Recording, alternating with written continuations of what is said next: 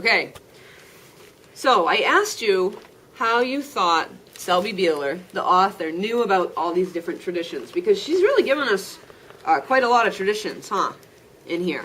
And we discussed that we could check in the author's note to see that. Okay, you guys actually came up with that, and that was very clever thinking to do that. And there is an author's note, and it says this: "When I was a child and lost a baby tooth, I put it under my pillow and waited for the tooth fairy. When my own children lost their teeth, I taught them to do the same thing. This was the only tradition I knew.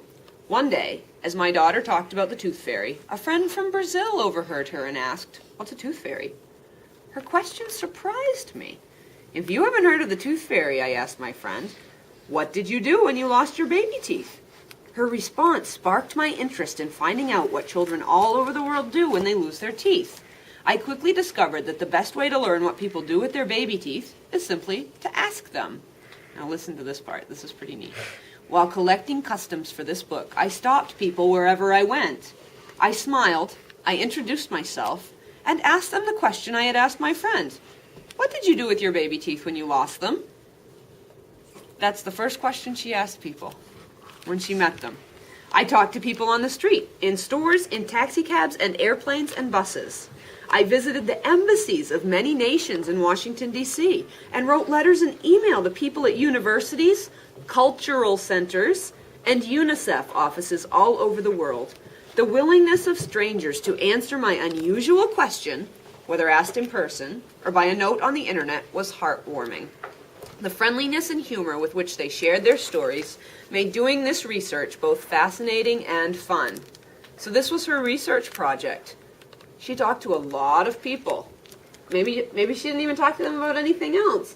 "Hi, how are you? My name's Selby. What's yours? Oh, and by the way, what do you do with your baby teeth?" I mean, what a conversation, huh? In Throw Your Tooth on the Roof, I have been able to introduce only a small number of the hundreds and hundreds of tooth traditions to be found around the world. Choosing was not easy. A single country often has many different traditions, and a single tradition is often shared by many different countries. I've tried to show both the wide variety and the similarity of tooth customs everywhere. I wish to send enormous thanks to every person around the globe who so graciously took the time to answer my question. Without your kind and generous help, Throw Your Tooth on the Roof would never have been possible." And that's her note. And so for our research, when we're doing research, we're also going to come up with a question that we're going to be asking people. Okay? And you know that we're going to be doing our research on birthdays and birthdays of things. Do you think birthdays is a universal? Yeah. Not celebrate. You think it's birthdays? Give me a thumbs up if you think it's a universal. Maybe not celebrating them, but at least having a birthday. Being born. If you think that's a universal, thumbs up.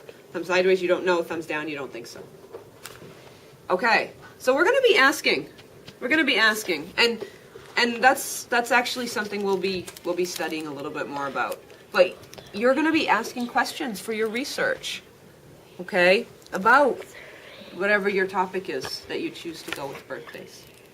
All right, and so that is Throw Your Tooth on the Roof. What you're going to do now is you're going to go into the library, in our classroom library, because many of you know of books that maybe have universal concepts or things about different cultures in them, and you're going to pull those books off the shelves, and we're going to create a text set. Okay, we're going to create a set of books that we can use to study country and culture. All right, go to it.